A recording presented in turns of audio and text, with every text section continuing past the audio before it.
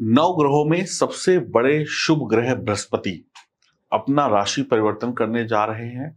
22 अप्रैल को गुरु अपने मित्र मंगल की राशि मेष में चले जाएंगे, जहां पर वह लगभग 1 साल से ज्यादा रहेंगे, 1 मई 2024 तक। यह परिवर्तन लगभग 12 साल के बाद हो रहा है। 22 अप्रैल को गुरु मेष राशि में राहु के साथ होंगे 30 अक्टूबर 2023 तक। 30 अक्टूबर को राहु जो है अपना स्थान परिवर्तन करेंगे लगभग 2:15 को, और वक्री चलते हुए मेष राशि से निकलकर मीन राशि पर चले जाएंगे। यहां पर गुरु चांडाल दोष बनने वाला है 30 अक्टूबर तक। दोष भी बोल सकते हैं, योग भी बोल सकते हैं।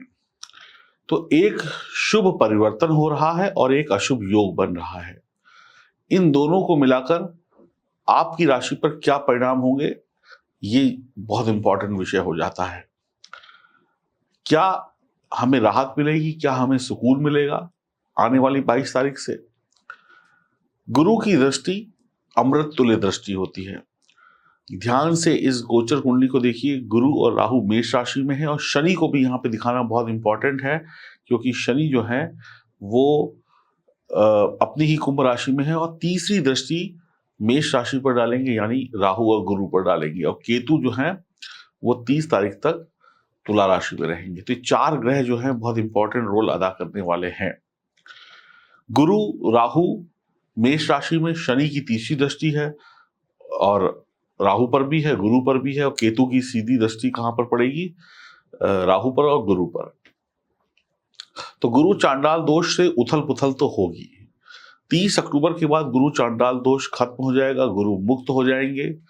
4 सितंबर से 31 दिसंबर तक गुरु वक्री रहेंगे, और इसके अलग परिणाम मिलेंगे आपको। 22 अप्रैल को राहु मेष राशि में, यानी कि 22 यानी 2 और 2 4 हो गया, यानी 4 नंबर राहु का होता है। अप्रैल का महीना जनवरी फरवरी मार्च अप्रैल, यानी चौथा महीना 4 नंबर हो गया। तो 4 नंबर राहु का है। 22 तारीख को ये परिवर्तन हो रहा है, यानी कि 4 अप्रैल का महीना, यानी कि 4, और गुरु चांडाल दोष भी बन रहा है, और 6 महीने तक इसका प्रभाव जो है काफी रहेगा गुरु चांडाल दोष का, जब तक राहु मीन राशि में नहीं चले जाते हैं और केतु भी परिवर्तन नहीं कर लेते हैं। 9 मई से 13 जून के बीच में हमें बहुत सतर्क रहने की आवश्यकता है, क्योंकि 9 मई से 13 जून के बीच में आप ये मान के चलिए 1 महीने से ज्यादा का समय हो गया है करीब करीब, गुरु और राहु बिल्कुल नजदीक आ जाएंगे। मतलब जैसे ना डिग्री वाइज बहुत एकदम नजदीक आ जाएंगे, 5 डिग्री के अंदर। तो यहां पर ये खतरनाक हो जाएंगे, तो बहुत सावधान रहना होगा। क्या सावधानियां रखनी है उसके लिए विस्तार से वीडियो बनाएंगे। फिलहाल इन तारीखों को नोट कर लें आप। 22 अप्रैल से 21 जून तक बृहस्पति जो है केतु के नक्षत्र अश्विनी में रहेंगे। उसके बाद 27 नवंबर से 3 फरवरी 2024 तक फिर से अश्विनी नक्षत्र में आ जाएंगे। तो यानी केतु का भी प्रभाव पड़ेगा, क्योंकि उसके नक्षत्र में होंगे, और केतु की सीधी दृष्टि भी गुरु पर और राहु पर पड़ रही है। तो और 2023 को अगर देखते हैं तो नंबर निकल कर आता है 7, और 7 नंबर किसका होता है? केतु का। तो शनि, गुरु, राहु, केतु, ये 4 प्लैनेट हैं जो इस बड़े गोचर से जुड़े हुए हैं। गुरु धर्म है, राहु चालाकी है। गुरु धर्म से जोड़ता है, राहु धर्म से अलग ले जाता है, रूल ब्रेकर, यानी कि नियम कानून को ना मानने वाले जो लोग होते हैं उनका राहु बलवान होता है। गुरु धर्म है तो राहु अधर्म है। मैं एस्ट्रोलॉजर सचिन स्वागत और अभिनंदन करता हूं अपने इस विशेष वीडियो में। अगर आपको अभी तक समझ में आ रही है बात तो चैनल को सब्सक्राइब कर ले, बेल आइकन के बटन को दबाएं, फेसबुक और इंस्टाग्राम पर भी हमें फॉलो करें। बहुत सारे लोगों के काम अब रुक रुक के बनेंगे, चाहे आप किसी भी राशि के हों। केतु जो है ज्ञान है, मुक्ति है। गुरु जो है केतु, गुरु का चेला कौन है? केतु है। तो जो भी लोग धर्म या अध्यात्म से जुड़े हैं या जुड़ना चाहते हैं, उनके लिए आने वाला वक्त बहुत ही बेहतरीन है। शनि की दृष्टि होगी तो आध्यात्मिकता बढ़ेगी, डीप नॉलेज बढ़ेगी। जब तक राहु गुरु का चांडाल दोष होगा तब तक शनि की भी दृष्टि के प्रभाव के कारण लोग धर्म को नए नए तरीके से मानेंगे, धर्म में वैरायटी ले आएंगे। कोई कहेगा हम पुराने तरीके से नहीं चलते, हम नए तरीके से नया धर्म बनाएंगे, यानी अपनी मन मर्जी से धर्म में चेंजेस करेंगे। खुद के बताए हुए नियमों पे कहेंगे कि चलो, यानी कल जो लोग पैदा हुए हैं आज वो धर्मगुरु बन जाएंगे, जो कल जिनके पास अधूरा ज्ञान है, जिनके पास कम ज्ञान है, वो भी रूल को ब्रेक करते हुए अपने तरीके से धर्म को दुनिया के सामने पेश करेंगे कि हम ज्यादा जानते हैं। तो इस तरीके की चीजें होंगी और इससे धर्म का नुकसान होगा, सनातन धर्म की हानि होगी, क्योंकि 100 लोग 100 विचार, कोई ऐसे तो कोई वैसे। मेष पहली राशि है, मेष में तेज है, गुरु ज्ञान है, यानी ज्ञान का प्रसार तेजी से बढ़ेगा, ज्ञान बढ़ेगा, धर्म बढ़ेगा। लेकिन कुछ लोग ऐसे होंगे जो रूल ब्रेक करेंगे, जो अगले 1 साल में या खासकर अक्टूबर तक नियम कानून धर्म के जो है कि धज्जियां उड़ा देंगे। फटाफट काम तेजी से करने लगेंगे, आप लोग तेजी से निर्णय लेंगे कि फटाफट, अब सोच विचार नहीं होगा, फटाफट निर्णय लेने लगेंगे।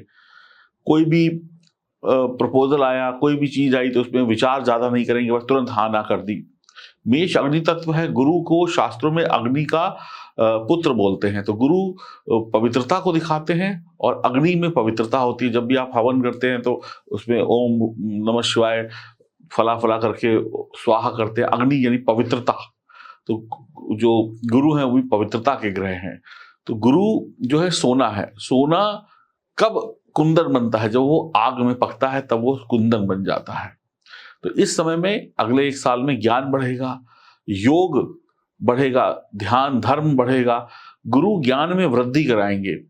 लेकिन कुछ लोग अपने ज्ञान को अपने तरीके से भी चलाएंगे। गुरु मेष राशि में बढ़िया परिणाम देते हैं। गुरु संतुलन का ग्रह है, बैलेंसिंग का ग्रह है। गुरु भगवान विष्णु। अब युग परिवर्तन होगा। मेष से मीन तक जब गुरु एक चक्कर लगा लेते हैं पूरे 12 साल में, तो धर्म परिवर्तन होता है। 2023 से 2035 तक ये जो अब घटनाएं हैं ना, काफी बड़ी बड़ी घटनाएं इस दुनिया में घटेंगी। धरती का 1 साल देवताओं का 1 दिन होता है।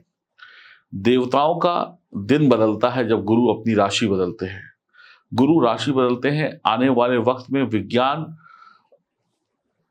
को बढ़ावा मिलने वाला है। शेयर मार्केट में उथल पुथल होने वाली है। आप लोग अपनी मनमर्जी करने वाले हैं। आपके जीवन में अब बदलाव, एक बड़ा बदलाव आएगा। जो बड़े दिनों से जिनके जीवन में बिल्कुल बिल्कुल ठंडा पड़ा हुआ था जीवन, अब बड़ा बदलाव आने वाला है। अब इंसान स्वार्थी हो जाएगा। ज्ञान के कार्य होंगे, बड़े बड़ों की बात आप नहीं सुनेंगे, अपने मन की मर्जी करेंगे। ज्ञान का प्रदर्शन होगा, ज्ञान होगा नहीं, दिखावा ज्यादा होगा। झूठा ज्ञान प्रकाश में आएगा। सेहत की समस्याएं बढ़ेंगी। ईएनटी की प्रॉब्लम, कान, नाक, गला, थायराइड, दिमाग, इन सब की प्रॉब्लम्स, परेशानियां बढ़ेंगी। तो थोड़ा सा सावधान रहने की आवश्यकता है। कुछ उपाय हैं जो सभी राशि वालों को करने चाहिए। नीम के पानी से नहाना चाहिए। 7 अनाज, गेहूं, चावल, चना, तिल, जौ, उड़द और मूंग का दान करना चाहिए कुल पुरोहित को। ओम नव कुलाय विद्महे विश्वदंताय धीमहि तन्नो सर्प प्रचोदयात। इस मंत्र का जितना आप स्मरण करेंगे, जितना आप इसको पढ़ेंगे, उतना आपके जीवन में सुख शांति आएगी, क्योंकि राहु को सर्प बोला गया है। तो नाग गायत्री मंत्र का पाठ आप करें। ये सभी राशि वालों के लिए उपाय हो गए। थोड़ा सा वीडियो लंबा है, लेकिन समझना भी जरूरी है। एक बड़ा परिवर्तन है, हल्के में नहीं ले सकते हैं। अब बात करेंगे आपकी राशि की। अब बात करते हैं कर्क राशि की। आपके लिए यह गोचर का हम देखें या कहें, ये परिवर्तन जो है वो 10वें घर में हो रहा है। आप गुरु आपके भाग्य के स्वामी भी हैं। यहाँ पे 12 नंबर लिखा हुआ 9वां भाव। चंद्रमा आपकी राशि के मित्र हैं। चंद्रमा जो है वो गुरु के मित्र हैं। मैं कहना ये चाहता हूँ, चंद्रमा जो है यानी आपकी राशि के जो स्वामी है चंद्रमा, वो गुरु के मित्र हैं। हाँ, राहु से उनकी शत्रुता जरूर है। तो भाग्य का स्वामी कर्म क्षेत्र से गोचर करे तो भाग्य और कर्म दोनों में वृद्धि हो जाती है, यानी भाग्य का सपोर्ट भी मिलेगा और कर्म क्षेत्र भी ऊंचा हो जाएगा। गुरु आपके छठे भाव के स्वामी है और नवम भाव के भी स्वामी है, तो शत्रु से आपको बचना होगा। नौकरी पेशा जिंदगी में, व्यापार में शत्रु आप पर हावी हो सकता है। शत्रु पीठ पीछे हमला कर सकता है। आपकी गुप्त योजनाओं को किसी को बताना नहीं, चुपचाप काम करना है। काम में बदलाव चिंता का कारण हो सकती है। ढैया भी रहेगी, मिले जुले परिणाम मिलेंगे। शत्रु आपको परेशान करने की पूरी कोशिश करेगा। गुरु दूसरे घर को देखेंगे तो धन लाभ में वृद्धि होगी, पारिवारिक सुख में वृद्धि होगी, शादी ब्याह में पैसा खर्च होगा। नवी दृष्टि छठे भाव पर होगी तो आपके लिए बढ़िया रहेगा, कोई खास दिक्कत की बात नहीं है। समस्याएं कंट्रोल में रहेंगी। कानूनी मामले में आपको सफलता मिलेगी, लड़ाई झगड़ों में सफलता मिलेगी, परेशानियों में सफलता मिलेगी। शिक्षा, शिक्षण, प्रकाशन, कानूनी मामलों में आप सफलता पाएंगे।